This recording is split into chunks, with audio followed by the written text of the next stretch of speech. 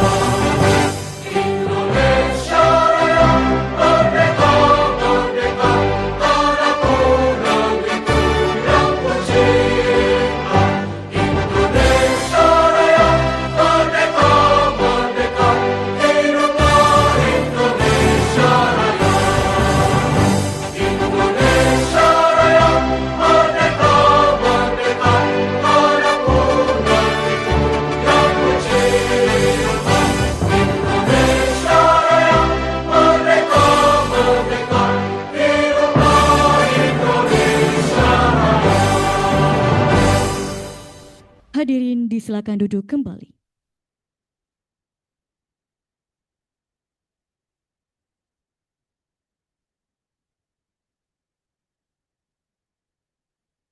Hadirin yang berbahagia, acara selanjutnya yakni sambutan sekaligus pembukaan secara resmi oleh Dekan Fakultas Hukum Universitas Hasanuddin kepada Bapak Profesor Dr. Hamzah Alim, SH, MH, MAP, kami persilakan.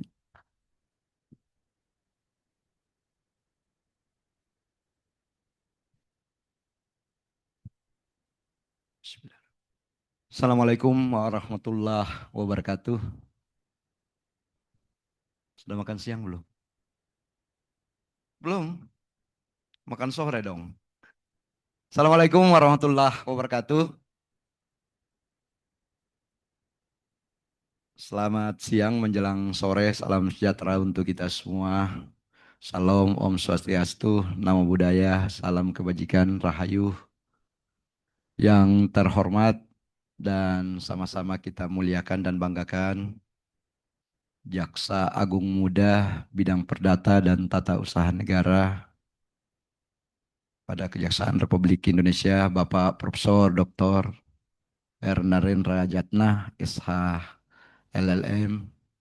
Terima kasih Prof. sudah berkenan untuk kesekian kalinya berkunjung ke alma mater tercinta. Penting anak-anakku sekalian saya sampaikan bahwa beliau hari ini memberi kuliah umum bukan hanya dalam kapasitas sebagai Jaksa Agung Muda bidang Perdata dan Tata Usaha Negara, tetapi beliau ini memberikan kuliah umum juga dalam rangka menunaikan ya tanggung jawab dan kewajiban beliau sebagai dosen luar biasa pada Fakultas Hukum Unhas gitu. Terlalu banyak fakultas hukum di Republik ini yang menghendaki beliau untuk bergabung di kampusnya. Alhamdulillah beliau berkenan untuk bergabung di Fakultas Hukum Unhas sebagai tenaga pengajar. Tidak salah memang karena dari alma mater ini alhamdulillah lahir dua jaksa agung. Satu Profesor Dr. Baharudin Lofa yang namanya kita abadikan bersama, dan yang kedua Bapak Andi Galib. Itu dan beliau juga lama tinggal di Makassar waktu menjalankan tugas sebagai asisten tindak pidana umum pada Kejaksaan Tinggi Sulawesi Selatan dan waktu itu beliau bersama dengan Pak Kajati waktu itu ya. Beliau sudah jadi jam kalau tidak salah ya.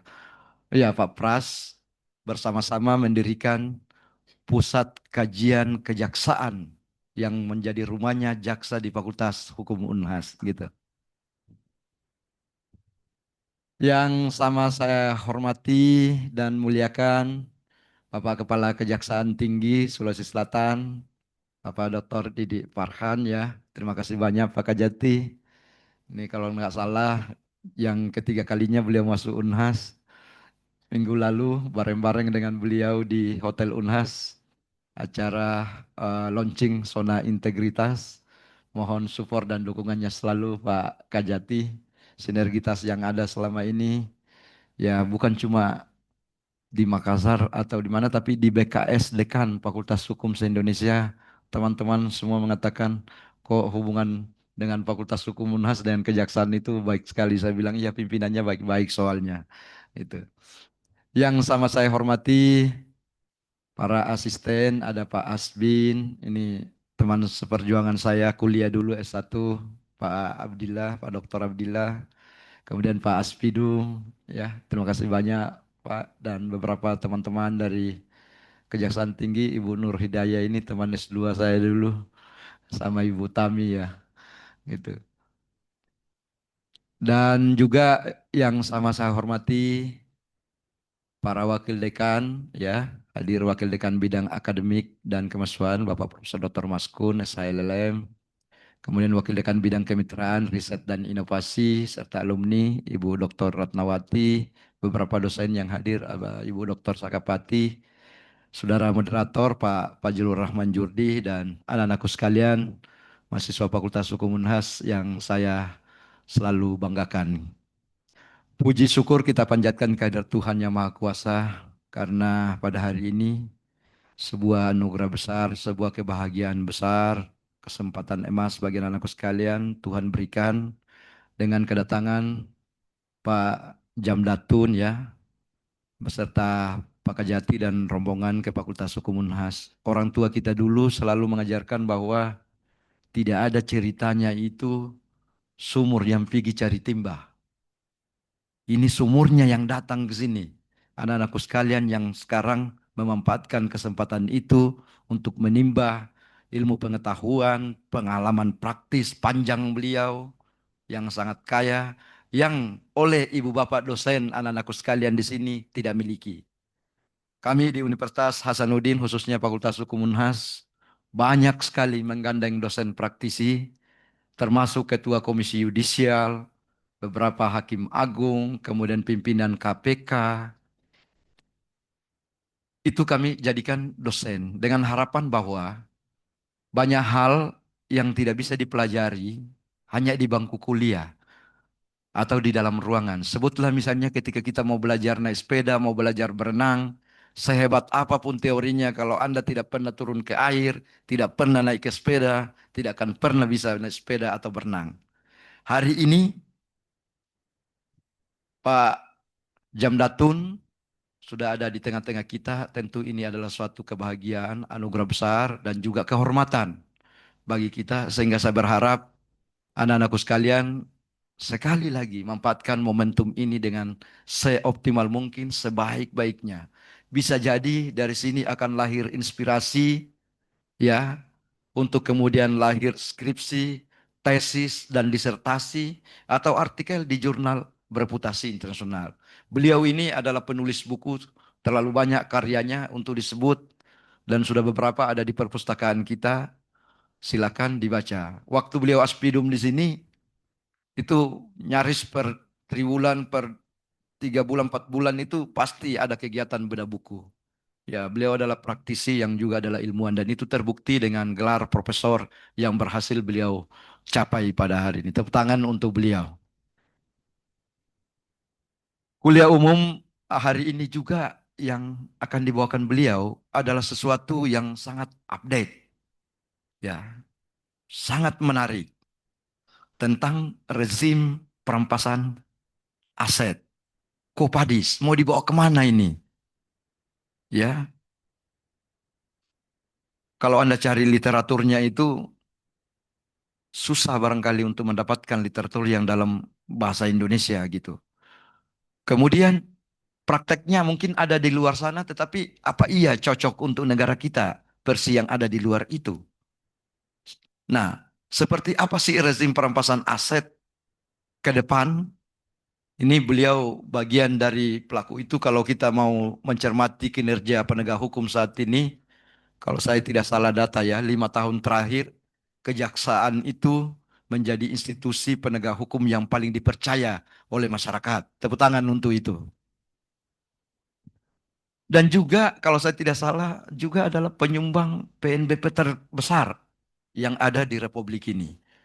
Anda dengar kasus-kasus, rasa-rasanya kejaksaan ini tidak mau lagi tangani perkara kalau kejaksaan agung kalau yang miliar-miliar itu. Harus ratusan triliun gitu. Bahkan sudah ada yang mendekati 1.000 triliun itu kemarin ya. Itu.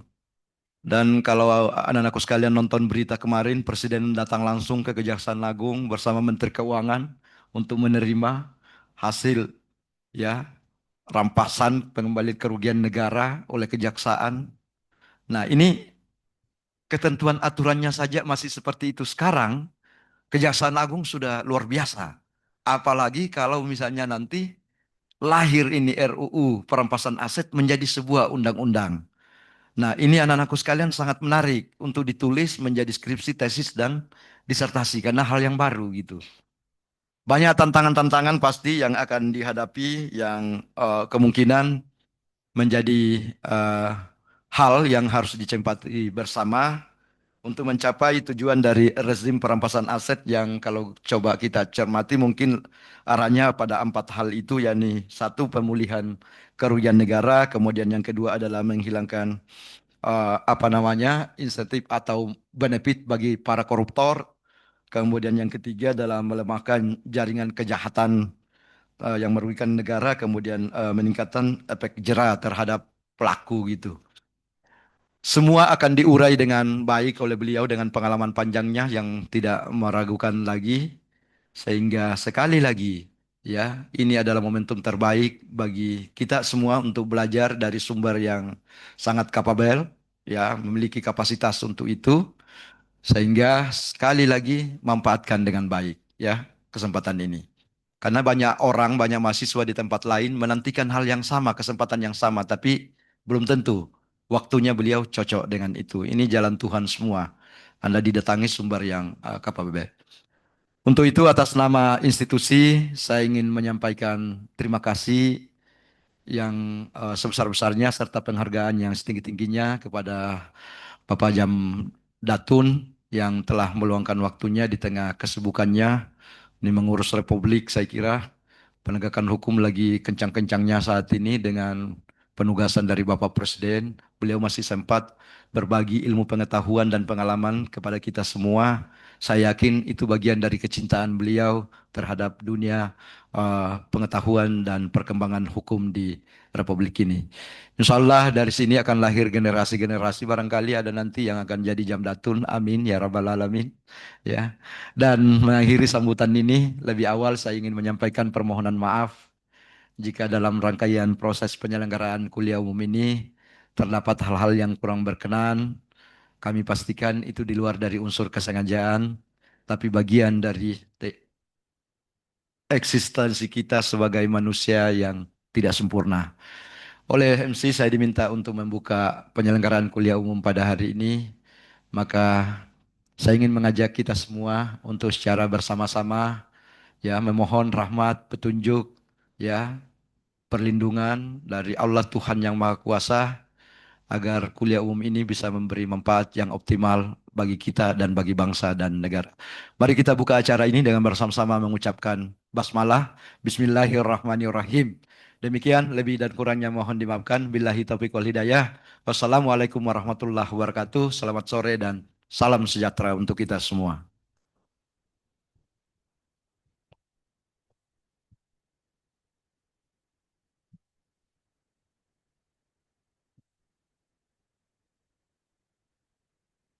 Hadirin yang kami hormati, tibalah kita pada acara inti, yakni kuliah umum oleh Jaksa Agung Muda Bidang Perdata dan Tata Usaha Negara oleh Bapak Profesor HC Dr. R. Narendra Jatna SH LLM dengan tema Kovadis Rezim Perampasan Aset.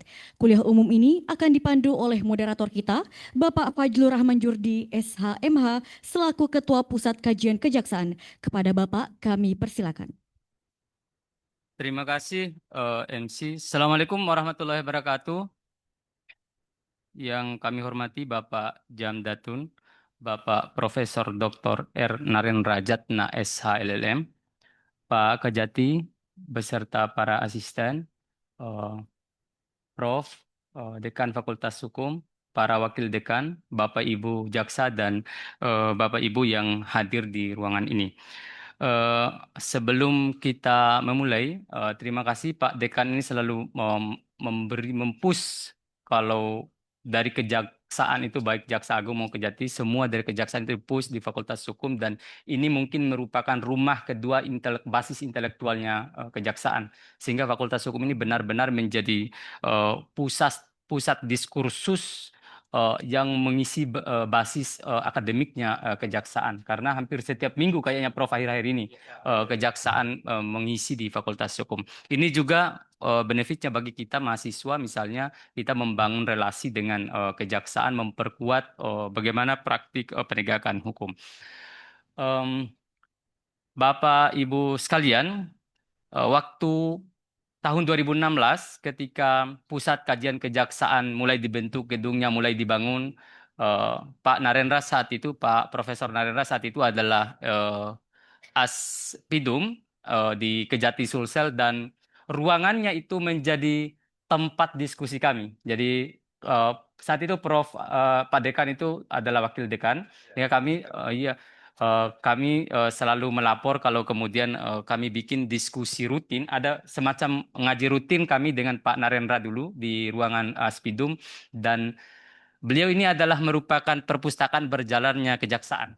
Jadi penguasaan bahasa Belanda yang baik, kemudian bahasa Inggris apalagi, dan seluruh referensi yang ada diskusi yang tidak bisa kita dapatkan di kampus, yang tidak bisa kita dapatkan referensinya, dan Prof. Narendra kemudian bisa menemukan hal-hal yang memang luar biasa. Dan sampai akhirnya beliau pindah, saya agak kecewa juga saat itu karena beliau menghilang, jadi tidak tidak menghilang maksudnya tidak ada di Sulsel, tapi waktu beliau di Bali saya masih baku kontak terus sampai akhirnya ini. Jadi kalau ada kajian-kajian baru saya selalu berkonsultasi sama beliau sehingga Pusat Kajian Kejaksaan ruh intelektualnya tetap relasinya terbangun terus dengan kejaksaan.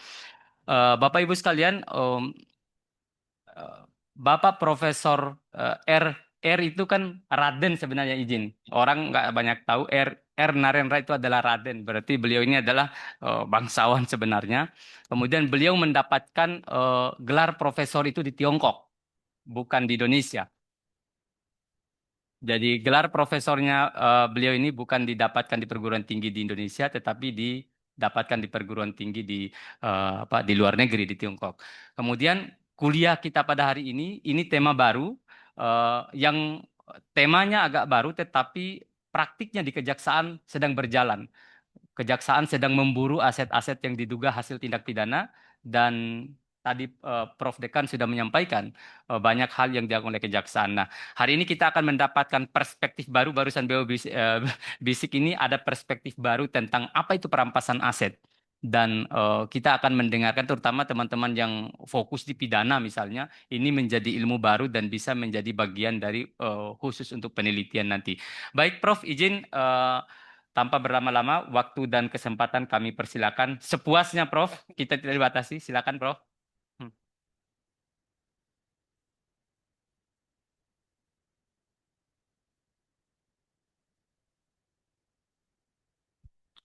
Bismillahirrahmanirrahim.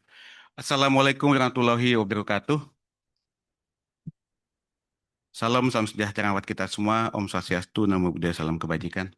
Yang saya hormati Dekan Fakultas Hukum Unhas, Dr.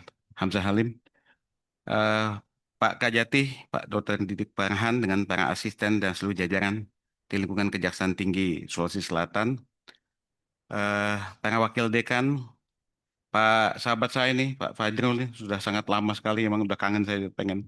Sudah janji sebenarnya saya berkali-kali mau datang, cuma waktunya nggak pas terus ya. Udah waktunya ada kegiatan lain. Jadi ini pas banget nih. Pas apa karena ngujinya Jumat, sekalian saya izin ke Gus memenuhi kewajiban saya. Jadi kalau yang angkatan lama mungkin bisa ketemu saya dulu kuliah umumnya sebulan sekali ya. Sebulan sekali saya ada jadwal dulu sama saya. Dan saya lumayan lama lah di sini 2 tahun ya. Saya jalankan 2 tahun sebagai asisten tindak pidana umum di Sulawesi Selatan ini. Masih social bareng dulu malah mas sampai masih ke Mamuju saya waktu saat itu. Baik, ini eh, sesuatu yang kita banyak salah paham se-Indonesia. Loh, kok gitu Pak? Iya, tuh, saya buka dulu ya. Salah satu penyebabnya adalah bahasa Indonesia tuh tipis-tipis membukukan aset, menyita, merampas di kepala kita sama-sama aja. Baik, ini saya boleh minta bantuan kan nih supaya tanya jawabnya gampang. Ada halo-halo ngelepas nggak? Ini teman-teman jaksa sini nih buat bantu saya tektokan. Ayo, Dayah, Pak Tasbih, ayo sini dong, biar bisa interaktif nih. Kalau mahasiswa biasanya kalau lihat ada jaksa takut ngomong ini kan. Karena ketahuan di foto-foto di kejaksaan udah di profil suka demo di depan katanya. Di sini biar gampang saya ngasih pertanyaannya. Jadi saya nggak langsung ke perampasan asetnya dulu ya. Ada hal basic yang kita mesti pahami dulu bersama. Sebetulnya rezim ini muncul karena apa? Itu ya. Tadi Pak Dekan selintas menjelaskan untuk mengembalikan kerugian negara, ya. Kemudian untuk memberantas korupsi. Kok saya tiba-tiba jadi agak deg-degan? Kenapa? Karena dari buku-buku literatur di luar, bukan itu penyebabnya. Ya, kesalahpahamannya ini eh, sebetulnya disebabkan pada saat kita salah memahami tentang tindak pidana narkotika. Itu basis banget. Nanti kenapa narkotika jadi penting? Nanti ada penjelasan dari saya. Baik, boleh dibantu nggak? Yang ini mahasiswa yang jawab. Boleh saya tunjuk nggak? Biasanya kalau wajah-wajahnya makin gondrong tuh makin kreatif yang depan saya aja nih. Ini yang pakai baju flanel. Ya, ya, kayak. Oke, oke. Siapa punya nama coba? Baik, perkenalkan nama saya Muhammad Irzi Wirawan. Muhammad Hirzi. Irzi. Oke. Kan kalau kita lihat suatu tindak pidana itu karena kita menganggap apa yang dilakukan dia itu dianggap jahat. Kalau dalam ilmu kriminologi itu namanya ada unsur kriminogen. Apa sih suatu perbuatan yang membuat perbuatan itu dianggap jahat sehingga kemudian menjadi suatu perbuatan yang dianggap perbuatan pidana. Oke ya? Paham ya? Oke. Coba jawab aja. Ini bukan betul apa salah, tapi persepsi. Kenapa sih narkotika itu jahat? Karena menyebabkan kecanduan. Menyebabkan kecanduan. Itu pendapat Irzi. Coba teman yang cewek di belakang bantu. Kasih halo-halo yang ke belakang itu. Cek. Ya.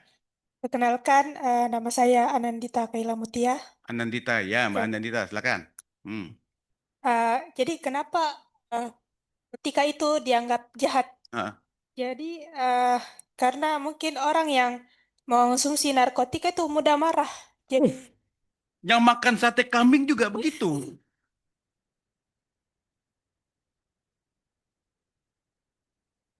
ya dia Gini, saya ini paling senang, mungkin kalau teman-teman jaksa udah paham. Saya itu hobi nguji silogisme orang. Jadi kalau orang bikin premis, saya akan uji premisnya itu konsisten atau tidak. Betul apa tidak. Kalau alasannya marah, yang makan ikan asin melulu juga sering marah-marah itu. Kenapa? Karena teman-temannya makan daging ayam, dia ikan asin melulu. Ya, sudah sangat asin, bikin marah-marah. Nggak cocok tuh alasannya. Apalagi coba? ya, Kenapa? itu karena dia kehilangan kendali atas dirinya. Kehilangan kendali, oke. Kehilangan kendali, oke. Coba. Putus cinta, kehilangan kendali nggak? Apakah ada kejahatan karena putus cinta? Jadi penolakan wanita dengan pria yang nembak dia adalah jahat karena membuat pria itu kehilangan kendali. Jadi ada tindak pidana menolak cowok. Sepanjang cowoknya jadi hilang kendali. Oh, bahaya tuh. Nggak masuk tuh unsur kriminogennya. Ayo, bantu temannya di belakang, guys. Belum bisa ngejawab. Oke. Cek. Tadi kalau kecanduan, saya tanya dulu. Balik lagi saya ke Irzik dulu. Zik, tadi apa? Premis kamu bilangnya apa? Kecanduan. Kecanduan, oke. Rokok bikin kecanduan nggak? Bikin. Iya. Kok nggak dilarang ya? Premisnya nggak masuk. Gula manis itu, kita bisa craving kan? Ya, sugar rush. Kecanduan nggak itu namanya? Kecanduan. Dilarang nggak? Tidak. Dianggap jahat nggak? Tidak. Pakai gula. Premis kamu udah gagal. Kasih teman belakang. Jadi apa yang membuat jahat? Coba. Nggak, yang belakang lagi kamu udah jawab. Baik, perkenalkan nama saya Matilda Septiana Bella. Ya, Mengapa berarti narkotika itu berbahaya? nggak berbahaya. Apa unsur kriminogen yang membuat narkotika jahat sehingga dikriminalisasi? Itu loh, kok bahasa ilmiahnya. Hmm. Baik, menurut saya karena narkotika itu berpengaruh pada kesehatan fisik dan Oke. kesehatan mental seseorang. Merokok, minum, makan gula, mempengaruhi kesehatan fisik nggak? Mempengaruhi. Lah terus kenapa nggak dianggap jahat? Ya, kita terbiasa membangun premis, observasinya nggak betul. Pada dasar berpikir akademik ilmiah adalah kemampuan observasi, hasil observasi apa yang kita lihat, kita dengar, kita rasakan, dirumuskan jadi premis. Ya kan? Premisnya kita susun dan suatu silogisme. Kalau kita ketemu suatu rumusan yang betul, ada hubungan sebab akibat, maka kita dapat konklusi awal. Masih awal loh. Namun berulang-ulang hasilnya sama, baru kita bikin konklusi yang buat umum. Jadi ini udah gagal nih. Observasinya aja udah salah. Ini persis nih saya ada bercandaan nih. Kalau teman-teman mahasiswa nih di Indonesia, tadi saya udah di waktu uji tuh, hobinya tuh jump to conclusion. Kalau lihat buku tebal, apa yang kita tanya ke teman? Kesimpulannya apa? Itu menunjukkan kita di jump to conclusion. Pengen kesimpulannya. Proses berpikir menjadi sesuatu yang tidak penting. Ya.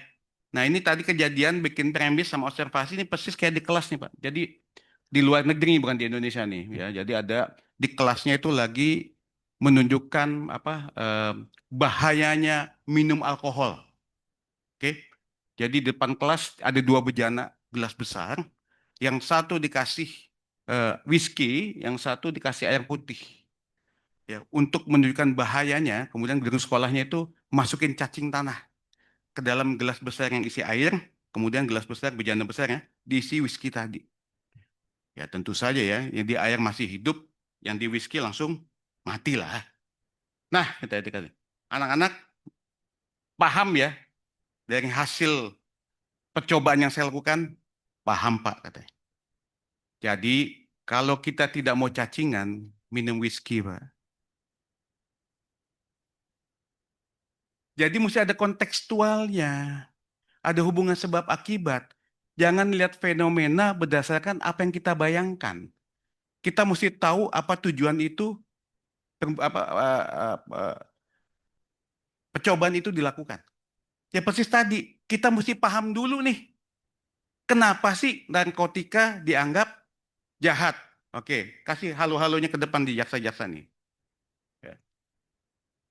Estafet ya. Apa nih biar. Oke. Yuk, Pak Tasbih aja, yuk. Pak Tasbih. Ini sederhana aja nih. Kalau betul tadi teman-teman mahasiswa bilang, kalau dia yang membuat jahat itu akibatnya, maka deliknya mesti apa? Material apa formil? Material. Karena yang dilarang adalah akibatnya.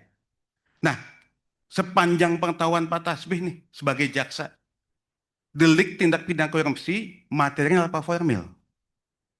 Material, Pak. Bukan. Deliknya, bentuk deliknya. Yang dilarang akibatnya apa perbuatannya? Perbuatannya. Perbuatannya. Kalau perbuatannya delik apa itu? Formil. Formil. Nggak cocok semuanya. Jadi menganalisis suatu ketentuan undang-undang semata-mata dari perspektif kita. Yang apa yang kita mau. Namun secara keilmuan jelas itu. Yang dilarang adalah perbuatannya. bukan akibatnya. Itu ya. Oke. Ini menjadi sesuatu yang sangat basis untuk memahami perampasan aset. Karena pemicunya itu, bukan korupsi. Oke ya, simpen dulu, simpen dulu, simpen dulu. Tapi tentu ada penyebab orang jadi salah paham. Pasti dong, ada penyebabnya. Ada. Jadi, kenapa sih narkotika dianggap jahat? Ini saya kasih clue yang agak nggak lazim nih. Karena dia menjual komoditas ilegal. Masa sih Pak? Nah, coba cek ya. Boleh di googling. Saya tahu anak sekarang tuh hobinya nantangin dosen tuh pakai Google sama ChatGPT. Betul nggak? Saya nggak pernah takut karena saya udah coba berkali-kali. Kalau pakai ChatGPT yang bahasa Indonesia, jawabannya pasti salah. Dah. Makanya saya silahkan semua mahasiswa saya googling sepanjang pakai bahasa Indonesia. Bahasa Inggris, betul. Nanti saya pakai teksnya bahasa Belanda atau bahasa Perancis. Nggak bakal ketemu juga. Jadi nggak menangan lah kalau debat-debat sama saya pakai IT ya. Saya udah paham lah, mahasiswa tuh hobinya, makanya setiap kuliah atau belajar, saya pasti baca Google itu 10 website yang paling atas. Karena pasti mahasiswa sambil kuliah kan ngintip-ngintip kan. Salah juga nih dosennya kan gitu. Jadi saat ini nih dosen itu ditantangi dengan teknologi.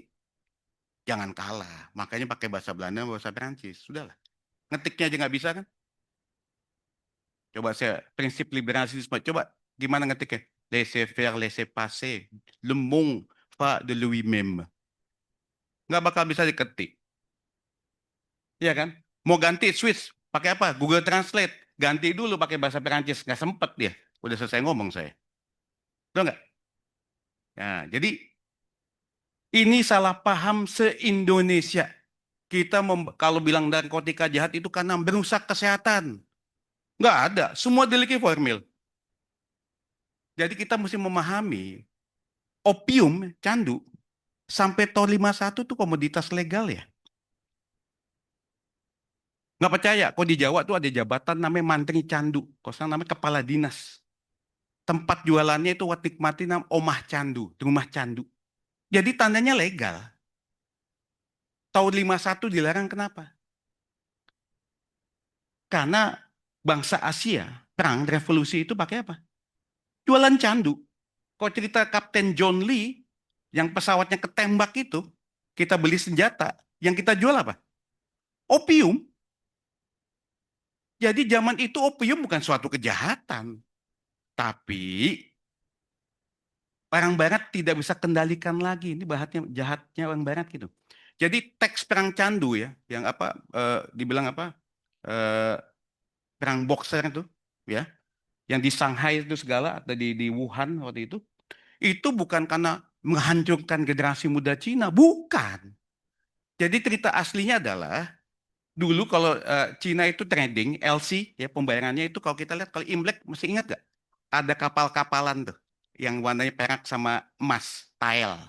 Dulu tile tuh gede-gede, itu LC. Pembayarannya itu LC pakai perak atau pakai emas, tile tuh. Jadi kalau Imlek tuh kapal-kapal kecil itu dulu tile tuh, kalau LC itu, ya. Nah, Inggris waktu itu sedang kecanduan masyarakatnya minum teh sama kain sutra, mahal. Sampai-sampai Inggris kehabisan cadangan emas dan peraknya. Kemudian dia menegosiasi, gimana kalau saya bayarnya pakai opium? Dan saya akan pengen monopoli opium supaya bisa bayar. Ditolak lah. Makanya muncul perang candu itu aslinya. Jadi komoditas. Jadi secara teknis tindak pidana narkotika adalah masuk dalam kelompok kejahatan finansial. Maka treatmentnya menangani sebagaimana kejahatan finansial. Tunggu dulu, ini saya belum cerita Indonesia dulu ya. Next, kokain. Sampai 1902, Coca-Cola itu betul masih mengandung kokain. Jadi kokain dulu bukan sesuatu komoditas yang ilegal. Boleh dijual untuk umum. Makanya namanya Coca-Cola karena mengandung daun coca. Belum, ini masih depannya belum ada. Nggak sabaran, nanti belum ini. Belum yang ini. Masih judul. Balik dulu.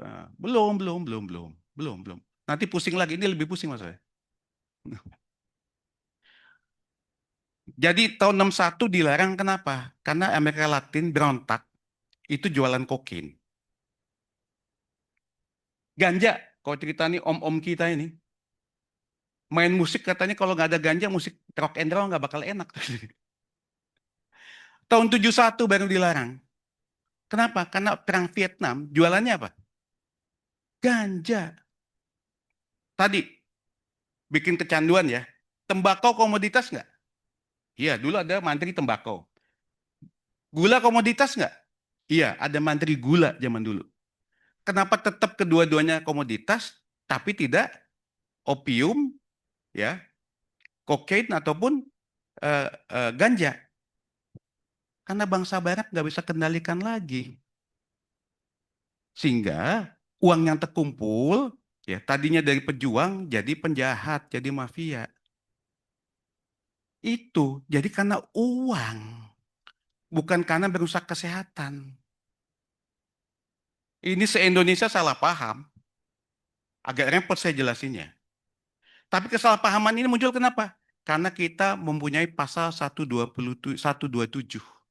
Jadi pecandu penyalahguna itu dianggap masuk tindak pidana narkotika. Itu ternyata hanya di Indonesia ya. Di luar itu masuk dalam undang-undang kesehatan. Karena akibatnya yang dilarang. Dan sanksinya bukan pidana penjara, tapi diobati. Sehingga kita kadang-kadang salah memahami. Coba nih, yang wajah-wajahnya penggemar artis-artis sinetron mana nih? Mana wajah-wajahnya? Ini kok agak jauh.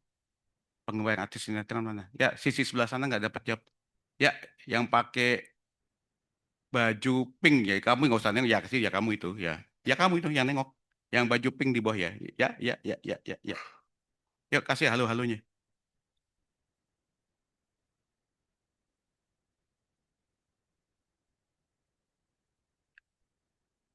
Ya, namanya nama.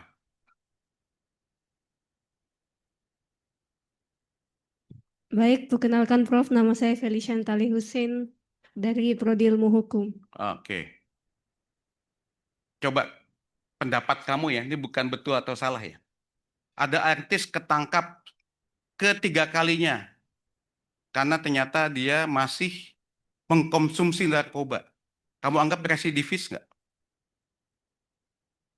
Sehingga hukumannya mesti lebih berat.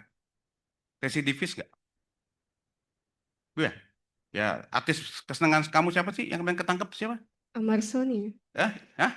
Amar Soni. Nah, itu hafal, saya aja nggak hafal. Udah saya sudahlah, pilihan saya, pertanyaan saya udah bisa mengendus siapa penggemar artis-artis gitu loh. Nah, kan berapa kali ketangkap tuh ya? 2 kali ya? 3 kali? 3 kali ketangkap. Nah, itu hukumannya mesti lebih berat nggak? Harusnya iya. Tuh. Yang betul, saya minta pendapat temannya itu yang baju putih yang ngiket-ngiket itu, pendapatnya gimana itu? Hukumannya lebih berat apa enggak?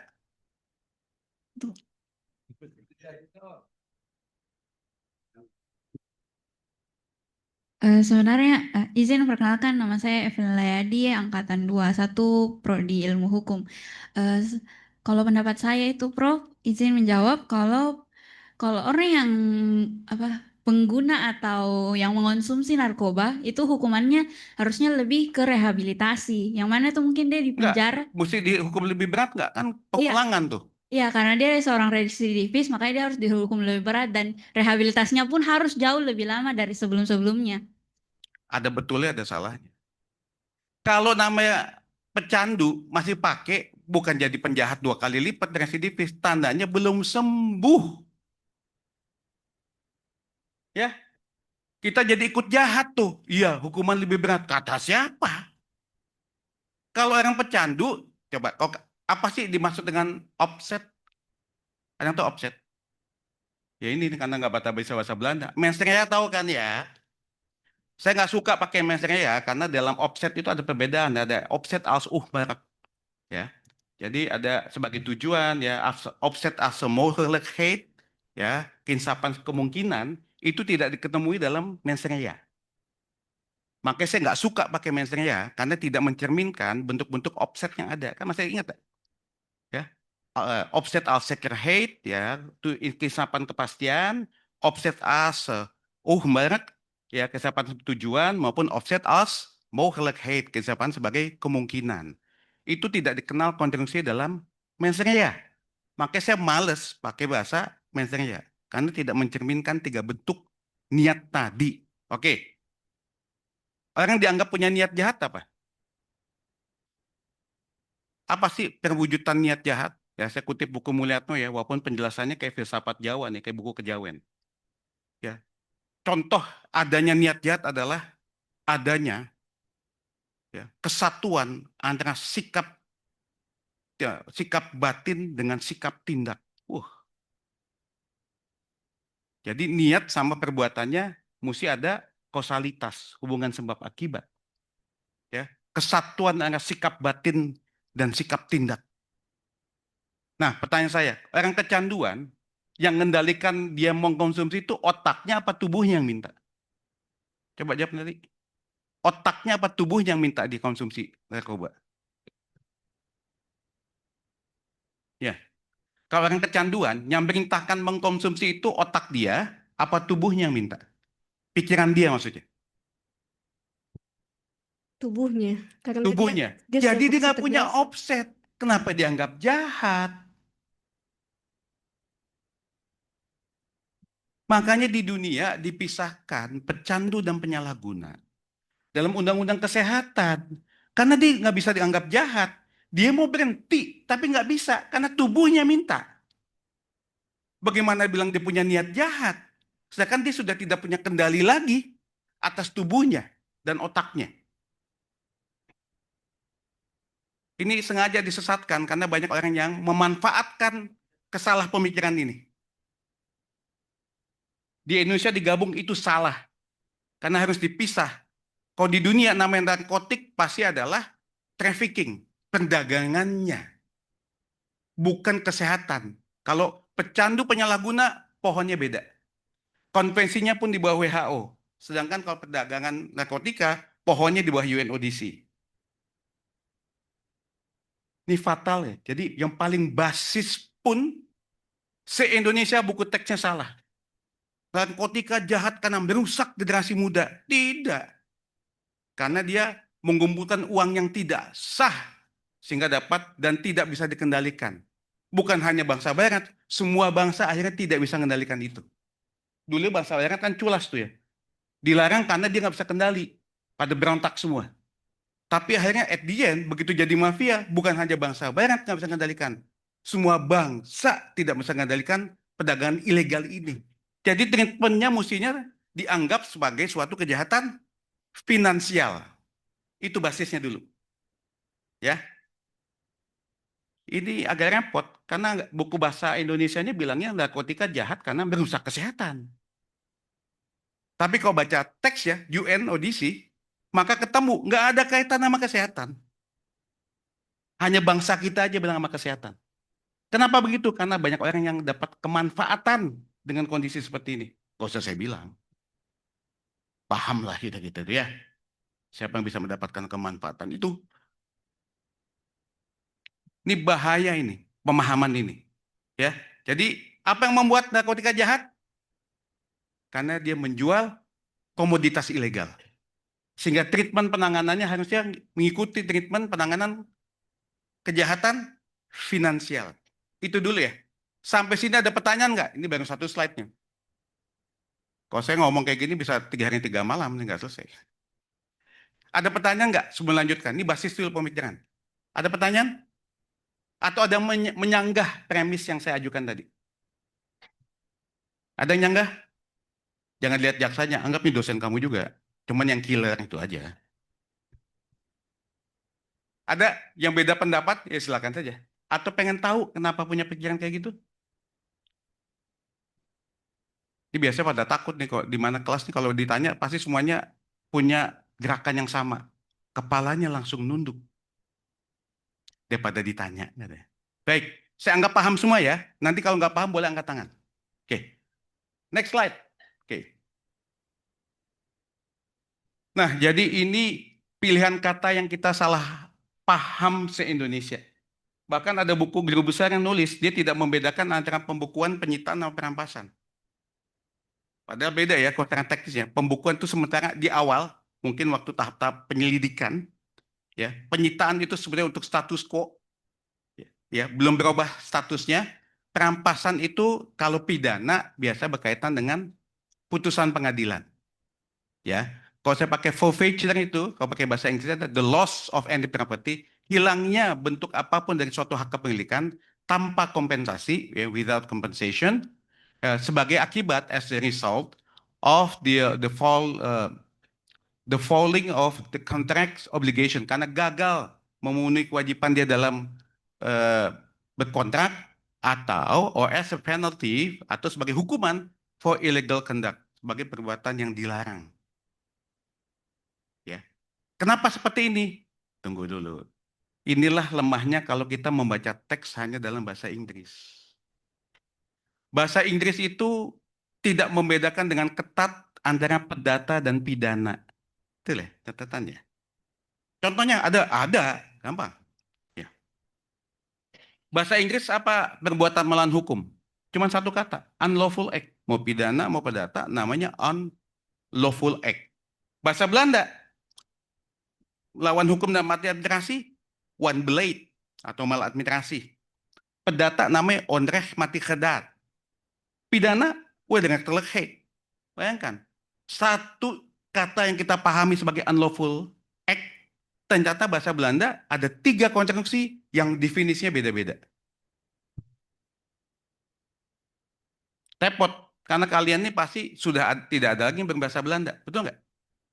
Nggak ada lagi bisa cek teks pakai bahasa Belanda. Bahkan istilah hukum dalam bahasa Belanda pun mengucapkannya nggak ada yang betul semua tuh. Ambil contoh ini, bercanda saya boleh nggak nih? Mau dites nggak? Boleh ya, Prof? Pak Dekan, kita tes nih mahasiswa kita ini. Biasanya senyum-senyum, wah ini senyum walaupun laki tampan nih, itu paling samping ini, itu senyum-senyum. Ya, kasih halo-halonya, kasih halo-halonya. Ya, namanya siapa? Baik, Assalamualaikum warahmatullahi wabarakatuh. Salam. Ya. Perkenalkan Prof, saya atas nama Fadilus Risa Putra, Ya. Angkatan 23. Oke. Hukum acara perdata yang berlaku di Jawa menggunakan ketentuan apa?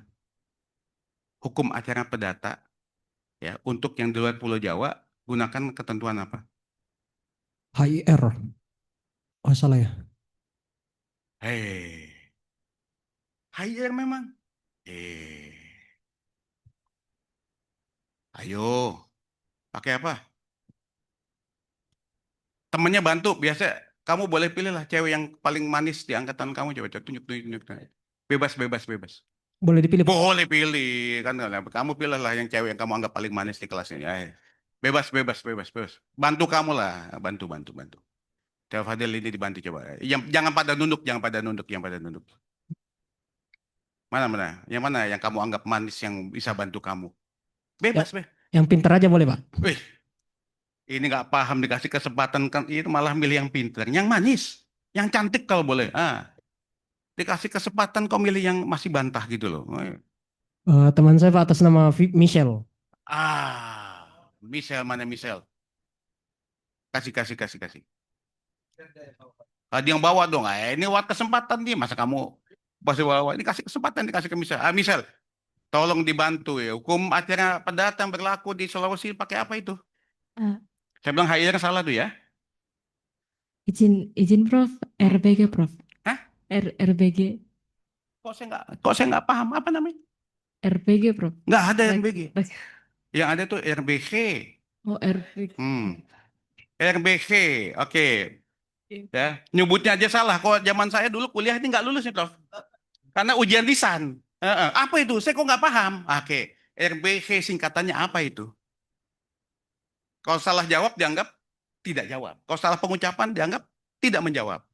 RBG singkatan dari apa itu? Izin Prof, reglamen. Ayo lanjut, apa? Coba dengarnya. Reglamen Buitengewesten. Reglement Buitengewesten. Susah betul ngomong Belandanya ini. Reglement Buitengewesten. Ya kalau ujian nama saya pasti lisan tuh ya. Jadi kalau salah pengucapan dianggap tidak menjawab. Pasti sekelas deg-degan tuh apa aja. Begitu saya masuk kelas langsung pada mules biasa kayak gitu. Aduh, ini kenapa masuk melulu? Ya, baik. Itu menunjukkan apa? Karena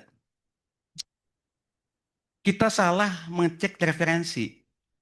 Sekarang paling gampang apa? Bahasa Inggris. Bahasa Inggris, peninjauan kembali. Coba cek. Cuma ketemu satu kata, judicial review. Betul nggak? Pada bahasa Belanda ada dua konstruksi. Yang satu namanya herziening, yang satu namanya toetsingrecht. Itu dua konstruksi yang beda. Jadi saya bingung nih buat angkatan sekarang nih. Kalau cuma modalnya bahasa Inggris, kita waktu bikin riset pasti salah menganalisis. Pasti. Ya. Jadi nggak nggak mau ya, saya bukannya sok-sokan. Makanya kalau pakai ada bahasa Perancis, bahasa Belanda, saya nggak ganti. Karena bahasa Inggris tidak bisa menerjemahkan dengan tepat istilah hukumnya. Takut orang salah paham. Kenapa saya nggak pakai mens rea? Karena saya menganggap mens rea tidak kenal offset as mogelijkheid. Ya, keinsapan kemungkinan itu nggak dikenal, tapi dalam offset dikenal. Ya, makanya saya tetap gunakan bahasa Belanda untuk menunjukkan apa? Bahwa bukan saya yang buat. Ya, emang bahasa ibu saya bahasa Belanda apa? Enggak kan? Itu menunjukkan bahwa literatur yang ini saya kutip dari Belanda. Ya. Supaya jangan dituduh ini ala-alanya saya aja gitu ya. Gitu. Nah, maksudnya seperti itu. Baik. Nah, jadi salah terjemahan kita. Karena modalnya itu disamakan. Bahkan ada buku ya saya nggak sebut-sebut besar siapa. Terjemahkan UNCSC, dia tidak membedakan antara pembekuan, penyitaan dengan perampasan. Oke. Nah, jadi perampasan aset itu sebetulnya adalah bonggol besar. Jadi kita nganggapnya pasti selalu pidana. Itu ya. Oke. Padahal perampasan aset itu ada 3 rezim. Nah ini orang salah paham. Jadi namanya asset forfeiture itu mengenal 3 rezim. Yang sebut perampasan aset pidana atau sebut criminal asset forfeiture, ini pakai Inggrisnya lah. Perampasan aset administrasi atau disebut juga sebagai administrative asset forfeiture sama perampasan aset perdata atau disebut juga civil asset forfeiture. Saya nggak jelaskan dulu, saya mau jelaskan satu-satu ya. Apa yang masuk pidana, apa yang dimaksud administrasi, apa yang dimaksud dengan perampasan perdata. Tapi bukan perampasan perdata dalam konteks hukum acara perdata. Nah, beda lagi nih. Makanya agak tricky nih bahasa, karena bahasa Inggrisnya civil asset forfeiture. Nah, kalau civil asset forfeiture di kepala kita apa? Hukum perdata nggak? Bukan. Ini nggak ada kaitannya dengan hukum perdata. Ada sih, tapi bukan rezim hukum perdata. Itu dulu ya, simpen dulu ya. Oke, slide berikutnya. Nah, inilah perspektif yang muncul di publik. Katanya, perampasan aset ini penting. Kenapa? Katanya 3 serangkai katanya untuk memberantas korupsi dan pengembalian aset, yaitu Undang-Undang Tindak Pidana Korupsi, pencucian uang, dan RUU perampasan aset. Ini penting. Wah. Bahkan ada yang bilang, kenapa ini penting? Karena modalitas kita, Pak. Indeks persepsi anti korupsi kita ini jelek karena kita belum mempunyai undang-undang perampasan aset tindak pidana. Sehingga nilai kita menjadi tidak bagus. Saya kasih clue yang agak mengagetkan dikit ya. Belanda nolak ya. Belanda nolak perampasan aset perdata yang perampasan aset kita. Nilainya lebih bagus daripada kita nggak? Iya. Bayangkan, yang ngomong itu akademisi loh. Jadi dia salah membuat premis. Kebayang nggak? Sesat itu namanya. Sesat berpikir. Fallacy. Kalau dia bikin suatu silogisme yang betul, kalau ini betul membuat nilai Indonesia jatuh, pertanyaan saya, Belanda yang menolak rezim perampasan aset, kok nilainya lebih bagus? Itu ya. Ini kita nggak terbiasa mikir kayak begitu tuh. Kita tuh selalu kalau omongin akademisi telan bulat-bulat gitu. Wah betul nih. Ya kayak kita nyetel inilah. YouTube ada pengajian, nggak dicek lagi, wah betul nih, betul. Itu jadi majelisnya majelis YouTuber. Nggak pernah kita cek lagi itu, ya bacaannya betulkah, tujukannya betulkah. Kita punya kebiasaan emang nggak baik. Ini perspektifnya, wah seolah-olah perampasan aset dahsyat. Ini saya ambil nih. Saya ambil dari gambar-gambar di Google. Ini menunjukkan orang memahaminya seperti ini. Betul nggak? Seolah-olah ini dahsyat. Lebih besar daripada undang-undang tipikor, lebih besar daripada undang-undang pencucian uang. Nggak ada kaitannya. Karena perampasan aset ternyata ada 3 rezim. Pidana, administrasi, dan perdata. Coba. Jadi bikin judul aja salah. Oke, lanjut. Next slide, oke. Nah, kenapa saya bukanya tadi dengan memahami tentang karakteristik kejahatan narkotika? Karena ada kaitannya dengan ini. Ya. Jadi UNCAC dengan UNTOC di Indonesia ini ada kecelakaan sejarah. Jadi konvensi PBB anti korupsi disahkan lebih awal dibanding konvensi PBB tentang pemberantasan kejahatan lintas negara yang terorganisir. Jadi se-Indonesia kita menganggap lebih hebat anti korupsi daripada kejahatan transnasional terorganisir lintas negara. Salah. Justru UNTOC itu lebih awal daripada UNCAC. Bahkan UNCAC adalah UNTOC itu Mother Convention dari UNCAC. UNCAC hanya satu turunan dari UNTOC. Ini nih agak bikin gawat nih ya. Karena waktu kita salah secara politik. Mesti UNTOC dulu, baru UNCAC. Akibatnya kita nganggap memberantas korupsi itu paling utama. Wah, sudahlah. Udah kebijakan nasional, mau bantah apa saya? Ya. Jadi ini bahayanya kenapa? Kita salah paham tentang konsepsi pemberantasan korupsi. Seolah-olah itu kejahatan yang paling utama. Padahal lebih tinggi grade-nya adalah UNTOC. Dan ingat, UNTOC itu berasal dari UNODC. Coba lihat, UNODC apa? UN Office on Drugs and Crime.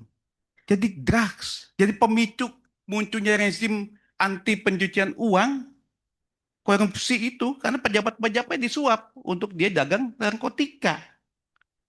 Jadi pemicunya kasus narkotika, bukan korupsi. Ya, ini agak repot nih. Buku teks bahasa Indonesia nggak menjelaskan begini, tapi kalau baca buku UN, bacanya bakal begini. Ya, jadi bahasa Inggrisnya jangan hanya dijadikan status di IG. Nah, itu loh. Dibaca bukunya. Ya, banyak e-book. Status IG saya lihat semuanya pakai bahasa Inggris tuh, anak-anak muda sekarang. Betul nggak?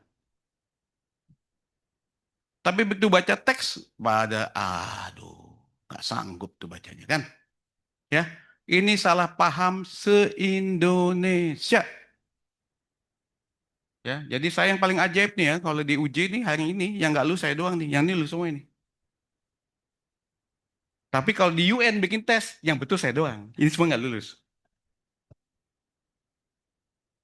Kebayang nggak? Ya. Jadi pemicu rezim pencucian uang, bahkan yang mendorong ada konvensi korupsi itu adalah awalnya kasus narkotika. Jadi narkotika disalahpahami di Indonesia sebagai merusak kesehatan. Padahal drug abuse, drug addict itu konvensi di bawah WHO, kesehatan dia. Tapi drug trafficking karena dia kejahatan finansial maka di bawah UNODC. Ya, ini basis yang penting ya. Kalau enggak kita salah memahami tentang rezim perampasan aset. Gitu ya. Nah, hal lain yang mesti kita simak dalam konteks UNCAC dan UNTOC ini adalah kita punya pasal yang sangat khas Indonesia. Apa itu? Kerugian negara. Oke.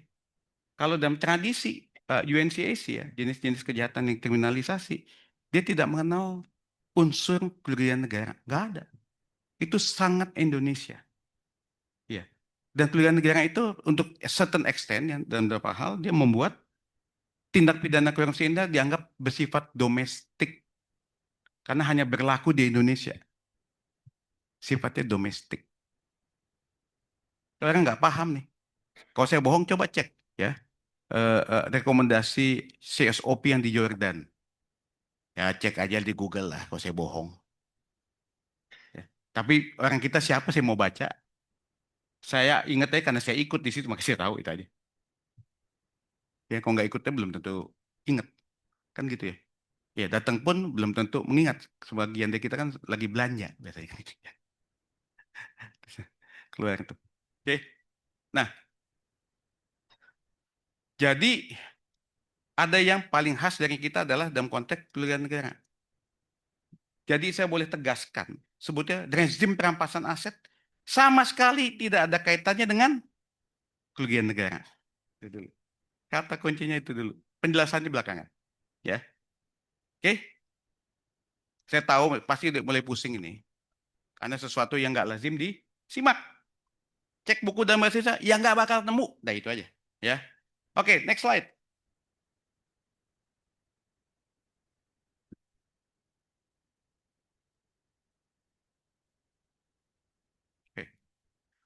Tadi saya bilang ya ada 3 jenis perampasan aset. Saya kasih yang lebih sederhana dulu. Perampasan aset pidana. Karena kita lazim kenal itu. Perampasan aset pidana. Ya, pelaksanaan putusan pidana atas aset yang sudah disita di tahap penyidikan. Ya, itu klasik. Sita eksekusi terhadap aset yang dimiliki oleh terpidana. Nah, ini ada catatan nih. Sita eksekusi ternyata kita mengikuti pola yang ada di Belanda. Jadi rezim perampasan aset yang baru itu sebenarnya sudah kita pakai. Yaitu namanya sita eksekusi. Penjelasan belakangan. Simpen dulu. Jadi sita eksekusi adalah mengikuti teori yang berkembang di Belanda. Kenapa bingung? Ya iya, karena nggak ada buku teksnya dalam bahasa Indonesia. Kalau saya bercandanya, yang salah siapa? Ya dosen-dosen tetap lah. Kalau kita kan dosen tamu juga gitu. Kok nggak nulis-nulis gitu aja. Ya.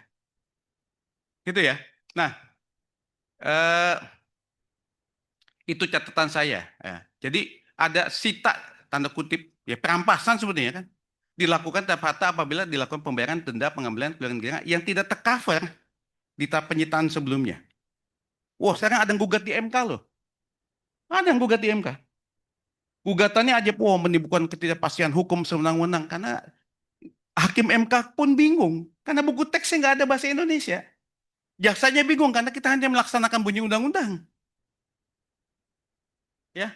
Jadi catat ya bahwa perampasan aset pidana itu klasik adalah disita pada saat penyidikan penuntutan, ya penyidikan, dijadikan bukti, kemudian dirampas pada saat bunyi putusan. Walaupun salah ilmu baru ada namanya sita eksekusi. Apa itu makhluk itu? Saya jelaskan belakangan, simpan dulu. Ada pertanyaan nggak di soal yang pidananya? Kalau nggak, saya move ke yang administrasi, silakan. Oke. Jadi sebetulnya perampasan aset juga ada perampasan aset administrasi, walaupun kita nggak ngeh. Apa itu? Yang kaitan dengan administrasi, kayak kepabeanan, cukai, pajak. Kan boleh dia.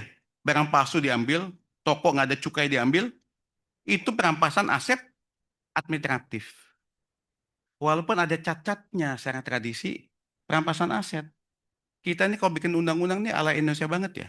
Jadi dulu kalau kasus yang kaitan dengan kepabeanan, cukai maupun pajak, pada saat dia dikenakan sanksinya hanya denda, maka Jaksa Agung bikin namanya skiking. Ya, keputusan Jaksa Agung. Jadi diabsorb keputusan pejabat tata usaha negara itu diabsorb menjadi skiking. Kalau skiking dia bukan objek tun. Karena fungsi Jaksa Agung selaku perwakilan general, magistrat tertinggi untuk penuntutan. Nah, sekarang semuanya di keputusan apa? Dirjen Pajak, Dirjen Bea Cukai.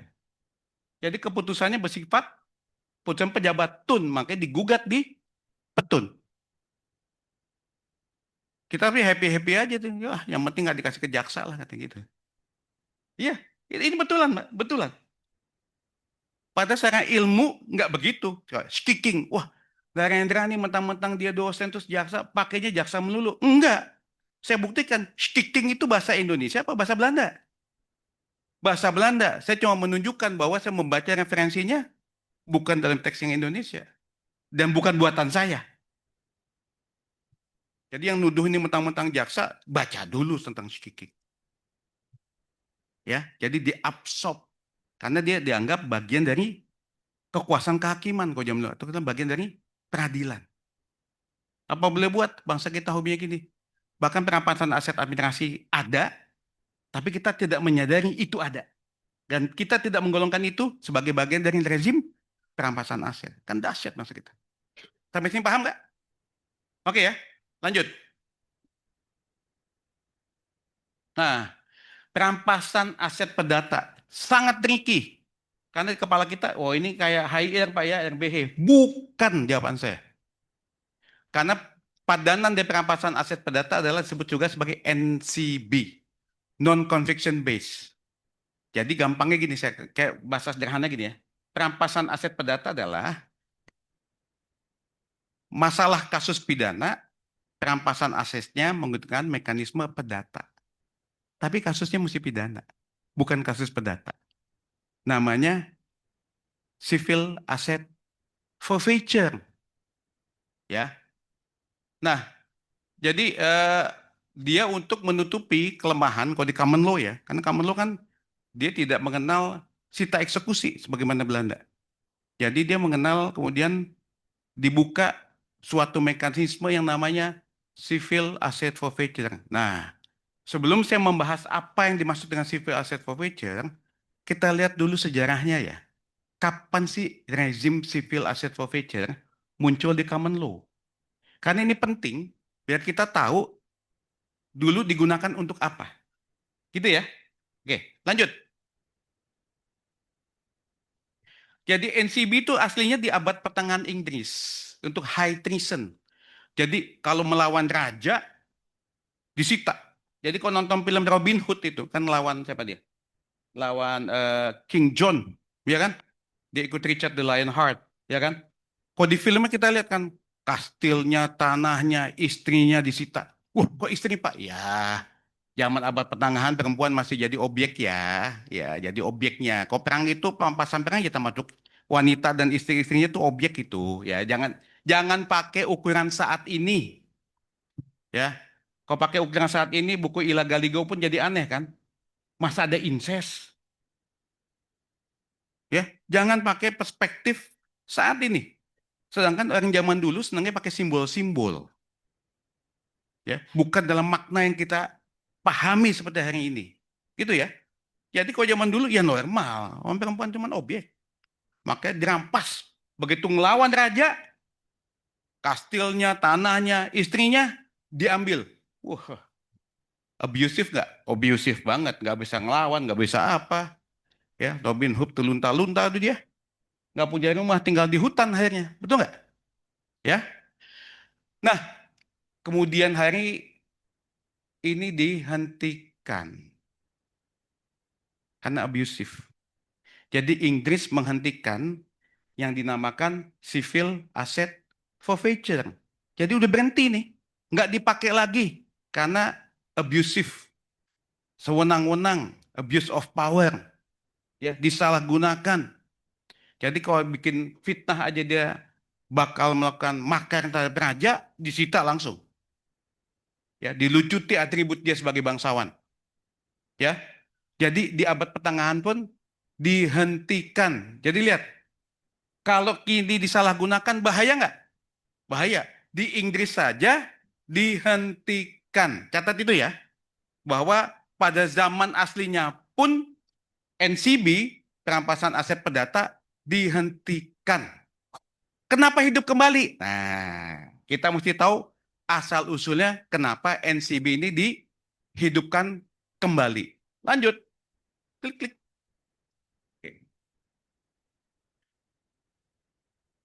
Jadi NCB pertama kali itu muncul di Miami, Amerika Serikat. Pemicu kasusnya apa? Narkotika, kartel, ya.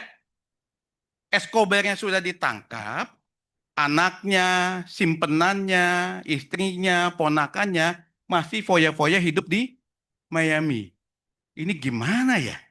Badannya sudah ditangkap, ya asetnya yang melekat hilang, tapi keluarganya masih hidup mewah di Miami. Oh iya, dulu Inggris ada namanya civil asset forfeiture. Nah, makanya pendekatan ke perdata nih. Jadi anak-anaknya, ponakannya, istrinya, cem-cemannya, apa segala, di profiling, nggak cocok. nggak kerja, nggak apa, hidupnya kok mewah. Dirampas dulu.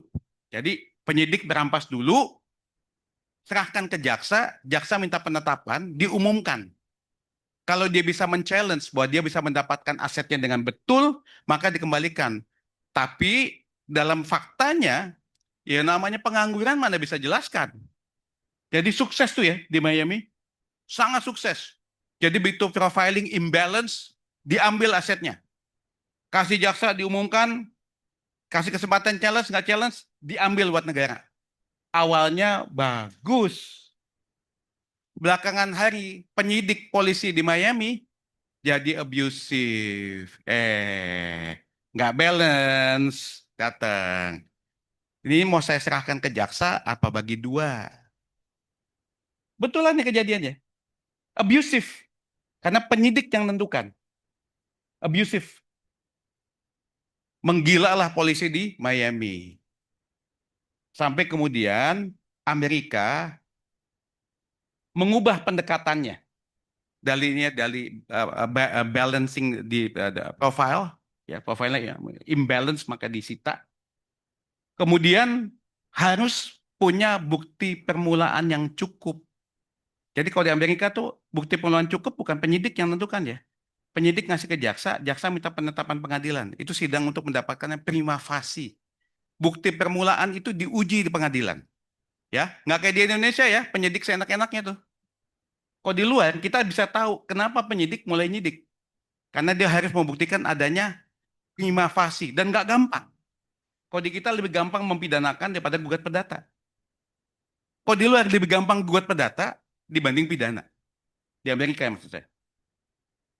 Jadi diganti sistemnya, mekanismenya mirip, tapi harus dengan prima facie.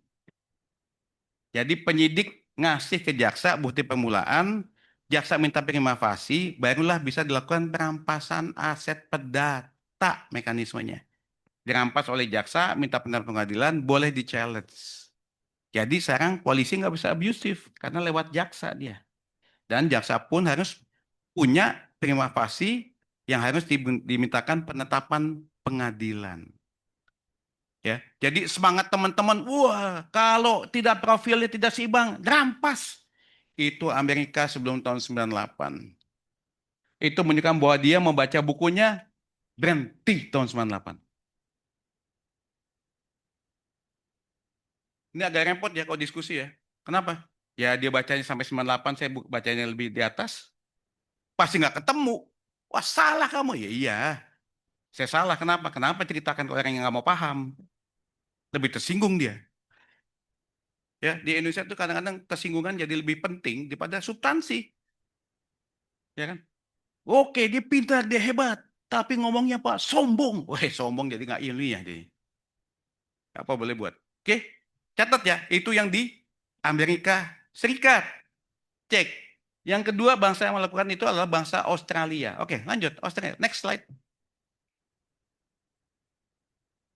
NCB di Australia pemicunya apa? Tahun 2000-an itu ya. Sama, geng motor jual narkotika. Tapi pemicu dia kasusnya adalah kasus pajak. Jadi orang pengangguran kan dapat namanya Social Security ya, disumbang, dapat subsidi dia untuk hidup di situ. Kok hidupnya aja pakai Social Security, nggak pernah bayar pajak, punya moge. Uang apaan ini? Nah, makanya dikenakan pendekatan pajak, lewat insentif pajak, itu namanya unexplained wealth. Kekayaan yang tidak dapat dijelaskan. Jadi kalau di pajak itu, kalau kita tidak bisa menjelaskan detail, maka pajaknya lebih tinggi. Kalau kita menjelaskan detail, pajaknya lebih kecil. Kalau dia kan tidak bisa menjelaskan sama sekali. Makanya kemudian asetnya dirampas. Awalnya begitu. Sama kejadiannya, namanya punya kewenangan, bisa ngambil merampas gampang. Polisi se-Brisbane kalau di Australia. Juga koruptif, juga abusif, main ambil-ambil aja tuh. Ya, sampai kemudian Australia mengubah pendekatannya saat tahun 2000. Apa diubahnya? Harus ada kasus pidananya dulu. Nanti waktu tahap penuntutan ketemu aset lagi tambahan, baru pakai NCB. Jadi ada kasus pidananya dulu, baru lagi penuntutan muncul NCB, baru diambil. sidangnya sama. Minta penetapan, ditetapkan, kemudian yang punya barang itu boleh men-challenge atau mengklaim atas perampasan aset perdatanya. Jadi mesti pahami ya, di asalnya pun sudah berubah. Di kita semangatnya apa? Memang harus dimiskinkan itu Pak. Wow, dirampas. Kok lebih jahat ya? Di Australia sudah ganti, di Amerika sudah ganti, kita jahatnya masih tinggal. Jadi disalahpahami ya. Oke, itu yang di Amerika dan di Australia. Bagaimana Belanda? Tadi depan saya bilang, Belanda menolak NCB. Karena Belanda meyakini hak atas kebendaan dilindungi oleh konstitusi. Jadi dia harus melanggar konstitusi dengan apa? Undang-undang. Jadi meyakini semuanya proses harus dengan proses pidana. Jadi Belanda menolak NCB, tapi dia mengembangkan yang namanya financial investigation. Jadi bisa paralel dengan tindak pidana biasanya. Apa itu financial investigation? Jadi kaitan dengan aset dengan uang di 3 tahap. Berbarengan dengan penyidikan yang tradisional, penyidikan di tahap penuntutan, ya kayak di Australia juga, dan penyidikan di tahap eksekusi. Nah, kita mengadopsi itu kan kayak penyidikan tahap eksekusi. Di Belanda namanya financial investigation. Nggak ada Pak bukunya. Iya, karena adanya di Belanda, udahlah. Ya, cek buku bahasa Indonesia ada nggak? Nggak bakal ketemu, dah. Kayak dongeng. Tapi kok cek bisa bahasa Belanda, silakan baca aja. Ya, namanya financial investigation. Jadi Belanda menolak NCB. Nah, balik lagi yang saya tanya. Dia nolak tuh, pada ada premis yang bilang depan apa? Karena kita belum mempunyai MCB, maka nilai indeks persepsi anti korupsi Indonesia jelek. Belanda tetap bagus. Itu menunjukkan apa? Nggak ada hubungan sebab akibat. Asal ngomong aja orang itu. Ya, supaya populer. Jadi gini, sangat repot kalau kita diskusi publik, ya, ada orang yang menggunakan data, ya, data referensi, hukum, angka, statistik, dilawan dengan common sense. Kok common sense kalian gampang paham nggak? Gampang. Yang aneh siapa? Ya saya. Jadi kalau didebat dengan common sense, saya pasti salah. Itu common sense. Ya. Padahal saya punya pendekatan gini, hukum itu logis, tapi tidak semua logika adalah hukum. Tapi kita enggak. Karena hukum logis, maka semua logika adalah hukum. Sesat berpikir itu. Ya. Jadi seperti itu ya, Belanda nolak. Tapi nilai tetap bagus. Kenapa? Karena dianggap abusive. Jadi dianggap mencuri juga. Negara mencuri aset privat warga negaranya. Nggak boleh. Makanya dia kenal. Dia mengembangkan penyidikan finansial. Kita sudah mengambil sebagian, yaitu pada tahap eksekusi. Kita sebutkan sebagai sita eksekusi. Pohonnya dari situ. Oke? Jadi udah lihat ya, bagaimana 3 bangsa menyikapi tentang non-conviction based ataupun disebut sebagai civil asset forfeiture. Oke, next slide. Nah, ini saya tidak dalam posisi menilai RUU perampasan aset. Saya cuma mencocokkan secara keilmuan ya. Ini nggak ada nilai, nggak ada betul, ada salah ya. Coba lihat. Dari slide ini, poin-poin pentingnya itu salah semua tuh. Coba, ada yang bisa bacakan nggak? Kalau saya kayak tes mata nih, kecil-kecil bener. Apa itu? Coba, tolong baca. Yang pertama. Ya, yang suaranya enak didengar nih. Kalau udah sayup-sayup jas gini, cewek lang baca mana? Baca satu-satu. Oh, udah digedein. Oke. Yuk, ya, naik. Coba, ya, coba. Sejarah coba. Kaitan dengan UNCAC, nggak ada kaitan. Kenapa kita percaya? Karena kita nggak baca UNCAC-nya. Bukan mandat, bukan kewajiban, nggak ada tuh. Ya. Digagas 2009, saya ikut timnya. Cuman buku yang dibaca tadi di bawah 98 2000. Penting melawan korupsi, kejahatan ekonomi. Nggak ada. Perampasan aset kan bukan cuman korupsi tadi, ada administrasi. Pidana yang biasa. Jadi judulnya aja udah salah itu. Ya. Itu bagian penting. Berdasarkan apa tidak jatuh pidana. Belanda nggak setuju. Menghapuskan kewenangan penuntut terhadap pelaku tindak salah, bukan tidak menghapuskan. Mekanismenya memang bukan dalam konteks penuntutan. Orang salah baca ini. Oke, tuh. Aset yang bisa dirampas, coba lihat. Aset tindak pidana yang diperoleh secara langsung, tidak langsung dari tindak pidana, termasuk yang telah dihibahkan, dikonversikan, menjadi harta kekayaan pribadi orang lain, koperasi baik modal pendapatan maupun keuntungan ekonomi lainnya yang diperoleh dari kekayaan tersebut. Gimana buktiinnya? Ini kan seperti tindak pidana pencucian uang. Itu pembuktiannya nggak gampang loh. Tiba-tiba main diambil. Saya ini kalau kita mau iseng-iseng nih, lihat kalian aja nih. Wah, kaos kalian mahal nih. Beli di mana nih? Muka buluk begitu jadi mahasiswa. Saya ambil baju. Boleh nggak? Kalau pakai pendekatan ini boleh. Kan bahaya, abusif. Waktu ada komik ya, muncul itu. Ada orang nyebrang, bajunya kayak gembel, jam tangannya mahal. Terus polisi nyetop. Saya sita ya jam tangannya, kenapa nggak cocok sama profil kamu, katanya. Bajunya gembel, mukanya gembel, katanya jam tangannya mahal. Bercandanya sampai begitu ya munculnya ya. Ya, aset yang ketahui juga telah digunakan melakukan tindak pidana. Ini pencucian uang nih, beda sama perampasan aset. Coba ini nulis asal-asalnya aja nih orang nih. Ya, aset yang sah milik pelaku tindak sebagai pengganti aset telah dinyatakan dirampasan negara. Itu kan udah namanya sita eksekusi, udah dilakukan. Kok dimasukin ke sini? Karena dia nggak paham ada sita eksekusi. Ya, aset yang merupakan benda sitaan yang diperoleh dari hasil benda yang digunakan untuk melakukan tindak pidana. Itu mah KUHP, selesai. Ya, nyamping dikit yang sebelahnya. Oke. Ya, oke. Keuntungan nih, coba lihat nih. Keuntungannya betul apa enggak nih? Undang-undang perampasan aset penting dalam upaya pembelian kerugian negara. Saya bilang nggak ada kaitan kerugian negara. Ini kejahatan finansial, khususnya kaitan dengan narkotika. Nah, saya ada catatan, saya lupa. Di Amerika Serikat, kejahatannya dibatasi. Hanya kejahatan yang dilakukan dengan undang-undang RICO, Racketeering Influence Corrupt Act. Jadi sebetulnya di Indonesia undang-undang anti mafia. Cuman karena ada kata-kata korup, ini kan korupsi Pak, ya matilah gue. Pusing saya kayak gitu. Karena ada korupsinya, Bapak tidak paham. Ya mati, yang pernah belajar siapa gitu. Jadi undang-undangnya namanya Racketeering Influence Corrupt Act. Itu ya. Ya, sebentar ya.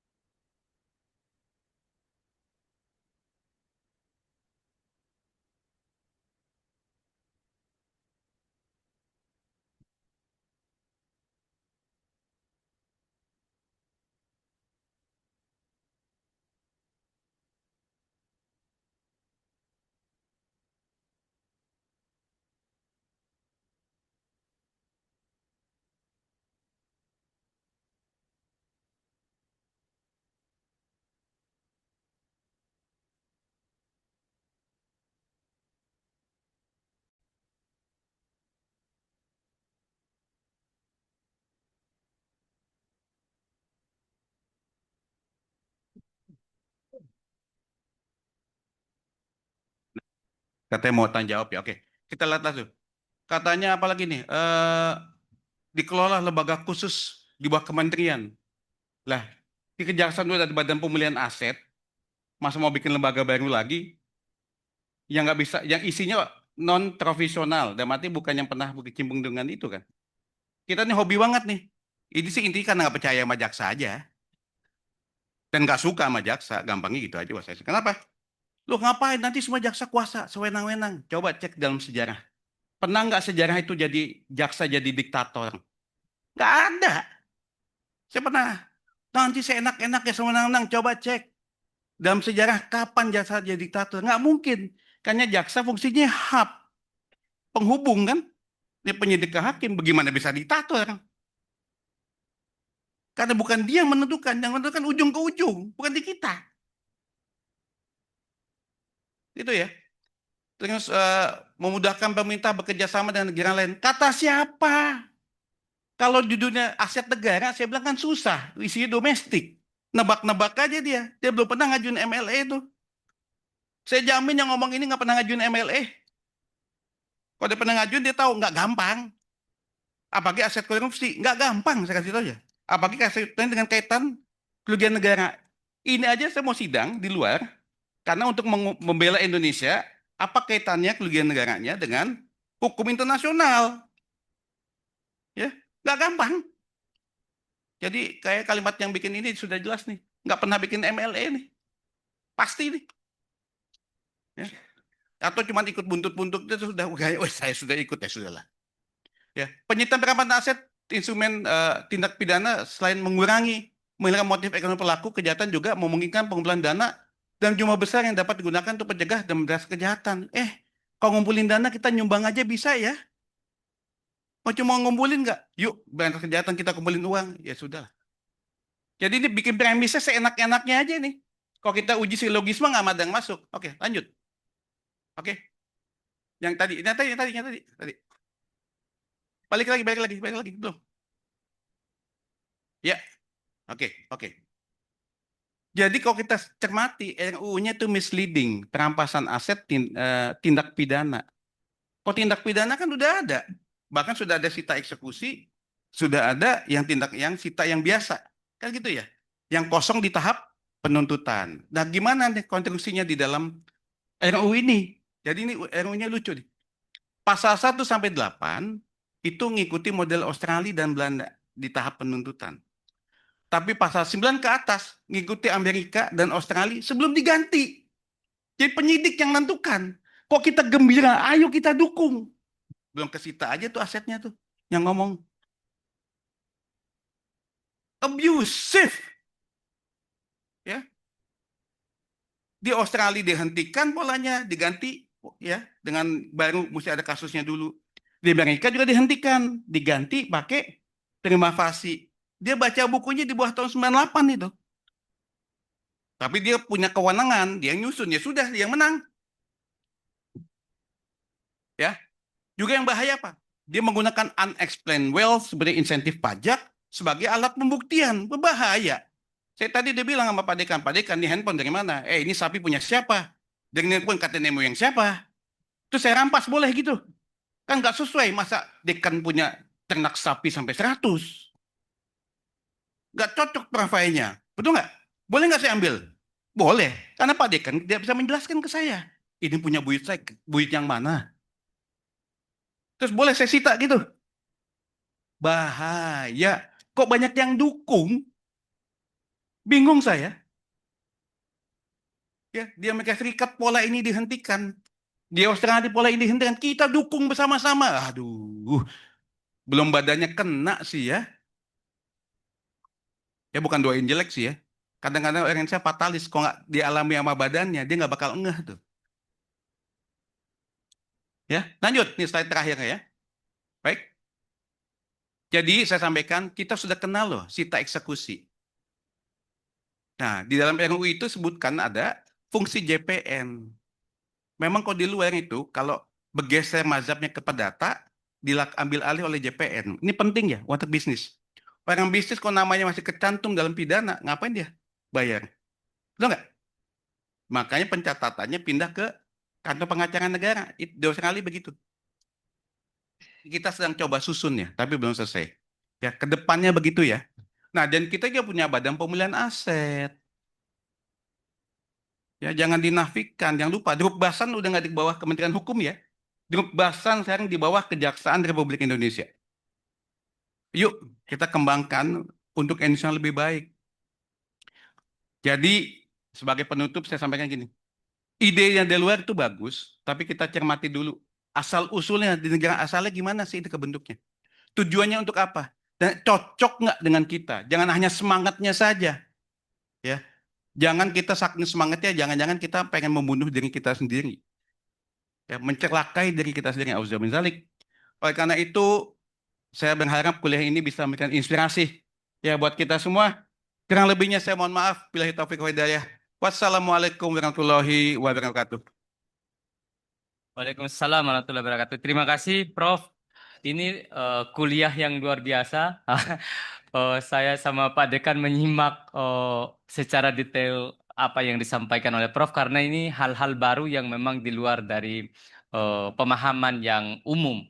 Saya juga waktu RUU ini baca dulu, apa betul ya kalau kita punya barang nanti tiba-tiba diambil, dirampas tanpa prosedur hukum yang jelas karena diduga hasil tindak pidana. Tapi ternyata terjawab tadi ini ternyata ada mazhab yang salah mungkin dalam pemikiran pembentuk undang-undang. Tapi tadi teman-teman, cara beliau menjelaskan ini yang penting. Cara beliau menjelaskan itu adalah memang cara logika hukum sebenarnya. Runut, jadi premis itu ada premis mayor, premis minor, ada konklusi, kedua-duanya harus ketemu. Saya juga sering biasa di kelas menggunakan premis ini karena memang kuliah hukum ini pentingnya adalah logika. Kalau logikanya tidak bagus, makanya kita hampir 2 jam kuliah ini nggak bosan kan? Nggak bosan. Kalau seandainya nggak terstruktur begitu, kita sudah tidur dari tadi. Saya perhatikan on semua. Biasanya itu menit ke-40 itu Prof sudah pada tidur tuh. Atau sudah pada keluar masuk. Tapi ini saya perhatikan dari awal sampai akhir ini semua fokus. Itu menunjukkan bahwa memang konstruksi berpikir ini penting. Makanya jangan lupa baca buku filsafat, logika, dan seterusnya. Karena itu basicnya ini ilmu hukum sebenarnya. Sama buku bahasa Indonesia itu penting tuh. Untuk dibaca. Ya, karena tadi misalnya perbuatan melawan hukum di bahasa Inggris hanya 1 istilahnya, di Belanda 3. Misalnya batal, bahasa Belanda itu ada batal demi hukum, batal karena hukum dapat dibatalkan, ada 4 tuh. Kalau kita kan kalau di Undang-Undang 30 itu hanya dapat dibatalkan dan tidak sah, hanya 2 saja. Tapi kalau bahasa Belandanya itu jadi 4 dia. Saya nggak berani ucap bahasa Belanda, nanti salah saya. Oke, baik. Kita buka sesi tanya jawab 3 orang saja. Jangan bertanya saja intinya ya. Kemudian nanti beliau akan menjelaskan. Mungkin kita punya waktu paling 15-20 menit lagi. Oke, baik. Tadi Fadil sudah menjawab yang di belakangnya. Oke. Jangan kamu udah nunjuk cewek yang kamu suka kalau kamu nanya lagi. Oke, yang di belakangnya Fadil 1. Di sebelah sini. Oke. 2. Cewek 1, saya butuh cewek.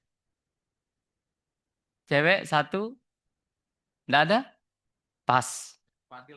Pengen dia katanya, udah kasih 2 aja pas ya, 2. Oke. Dapat bonus ya 2 kali naik. Oke, 2, oke. Yang di belakang, yang sana dulu karena ya, oke.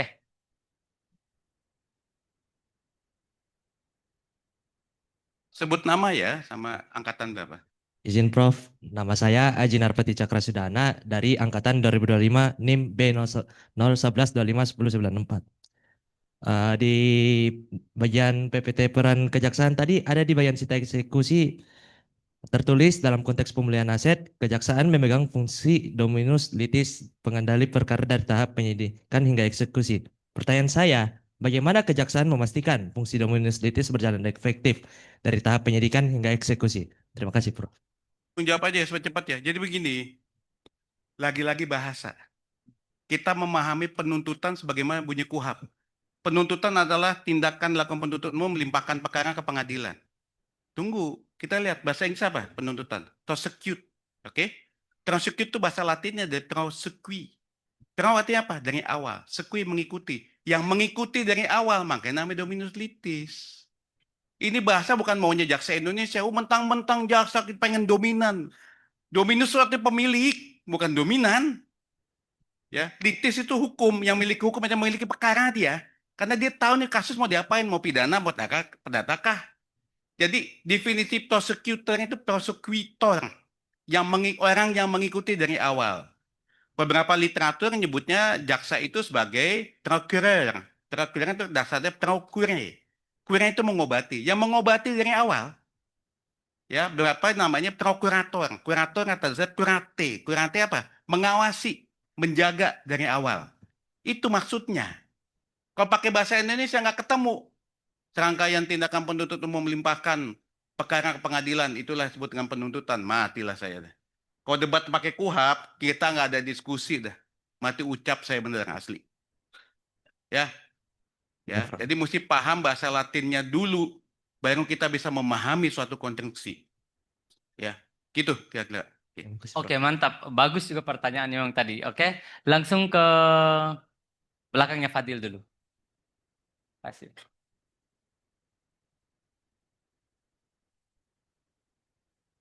Nama ya. Baik, terima kasih atas kesempatan yang telah diberikan. Perkenalkan, nama saya Agung Catur Nugroho dari Angkatan 2023 dengan NIM B01131014. Jadi satu kasus ketika seorang koruptor itu meninggal dunia, terus dilakukan perampasan aset kepada Bisa meninggalkan lain selain meninggalkan dunia ada? Kan pada suatu kasus, karena ada yang pernah meninggalkan bukan buat dunia ini nih. Ada di dunia lain dia, kebanyakan nonton film nih, multiverse, katanya multiverse. Lanjut. ketika dilakukan perampasan aset kepada ahli warisnya, apakah bagaimana caranya itu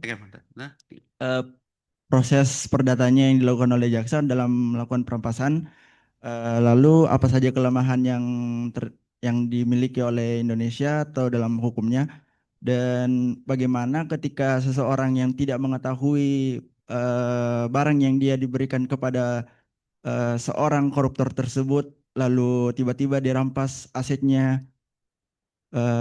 dan bagaimana perlindungan hukumnya terhadap seorang yang menerima hasil korupsi tersebut. Oke. Terima kasih. Terima kasih ya. Ini betul nih Mas Wajengel ya.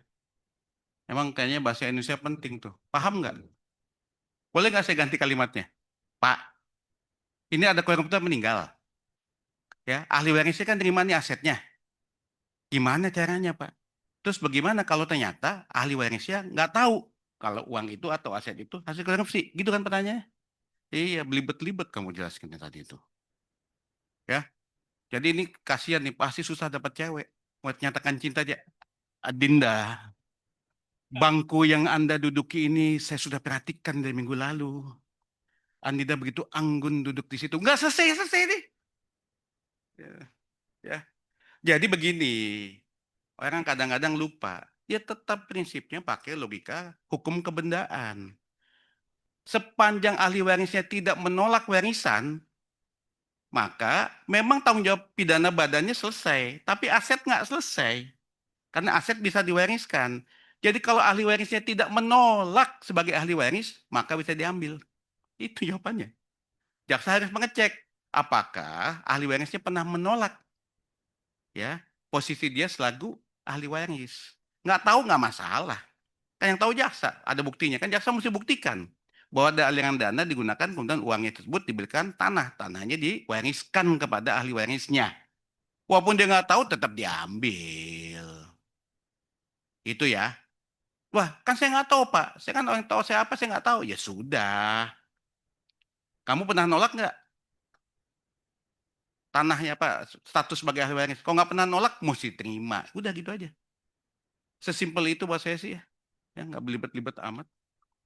Jelas ya, moga-moga ya. Oke, lanjut. Oke, Fadil, silakan. Sebetulnya pertanyaan tadi nggak ada hubungan sama slide tadi sih ya. Nggak apa-apa sih. Baik, terima kasih banyak Prof. Perkenalkan kembali, nama saya Fadilus Reza Putra. Izin Prof, pertanyaan ini mengenai NCB. Kan NCB itu bakal akan diterapkan di dalam KUHP katanya.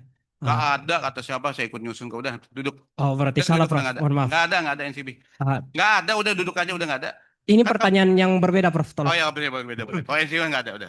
Oh ya, ini yang pertanyaan kedua, yaitu mengenai ketika barang buktinya tidak dapat ketika suatu kekayaan tidak dapat dibuktikan, seperti yang kayak dan sebagainya yang istilahnya dapat menimbulkan risiko lebih besar. Menjadi pertanyaan Prof. Maksudnya nggak dibuktikan yang mana nih? Sita eksekusi apa perampasan biasa? Perampasan asetnya Prof. Ketika beda ada dong, beda. Izin Prof. Bentar. Dulu. Kontribusi pertanyaan kamu betulin dulu. Kalau disita di saat penyidikan, dirampas, tentu nggak ada excuse karena sudah dibuktikan di sidang. Pasti dirampas. Yang di debat kamu itu sebutnya sita eksekusi. Loh, kok aset nggak ada bukan hasil tindak pidana kok diambil juga? Iya, karena sita eksekusi adalah apabila ya uang yang sudah disita atau aset disita pada saat penyidikan kemudian diputuskan dalam putusan pengadilan untuk dirampas tidak memadai, maka akan dicari aset lain untuk memenuhi kekurangan dalam uang pengganti tersebut. Jadi nggak ada kaitan sama tindak pidana, aset yang mana aja ya diambil. Tuh, Anda punya mencukupkan. Jadi nggak bisa yang mana aja, nggak bilang aja karena dua konstruksi yang beda. Itu pasti debatnya soal sita eksekusi. Kok diambil aset yang tidak ada kaitannya dengan tindak pidana? Ya iya, karena untuk memenuhi ya kerugian negara yang tidak dicukupi dengan aset yang disita yang sudah diputuskan untuk dirampas pada saat putusan. Ini namanya sita eksekusi. Lah sita eksekusi di debat mana? Ini bukan hasil kejahatan, nggak ada kaitannya.